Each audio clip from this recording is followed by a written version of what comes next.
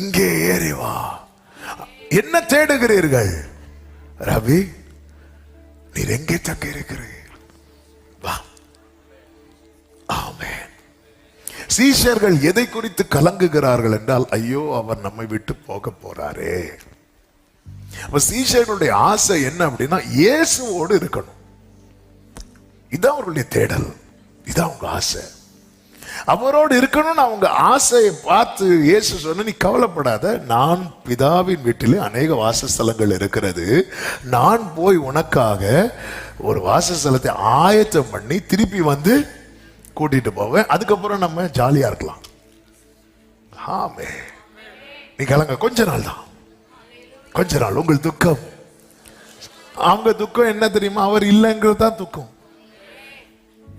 நம்ம அதை மட்டும் கட் பண்ணி எடுத்துட்டு எல்லாத்துக்கும், அதுக்கு தப்பு கிடையாது, வேர்ட் ரேமா தானே. சீஷர்களுடைய துக்கம் என்ன நினைக்கிறீங்க?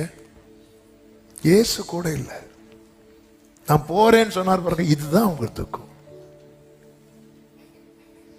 இதுதான் அவர்களுக்கு துக்கம். அவங்கள வழிக்கு பணம் இல்லாம ரெண்டு பேரும் அனுப்பி விட்டாரு. துக்கப்பட்டாங்களா அவங்க? அவங்களுக்கு அதெல்லாம் கவலை கிடையாது.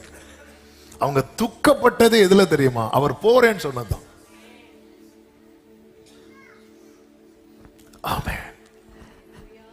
அவர் போறேன்னு சொல்ல, நான் போகிறேன், இன்னும் கொஞ்ச காலம் உங்க கூட இருப்பேன், நான் போறேன், எல்லாம் வேலை வருகிறது. அவங்களுக்கு அப்படி நெஞ்செல்லாம் வலிக்குது. அப்ப அவங்களுடைய துக்கம் என்ன தெரியுமா? அவர் கூட இருக்கணும்.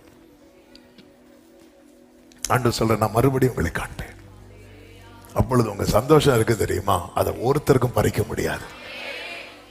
ஒரு தேவ பிள்ளைக்குள்ளே அது அந்த நிலையான சந்தோஷம், நித்திய சந்தோஷம் என்ன தெரியுமா? இயேசுவோடு இருப்பது. இயேசுவோடு இந்த தேடல் வேணும். நீங்க எனக்கு வேணும் ஆண்டவரே.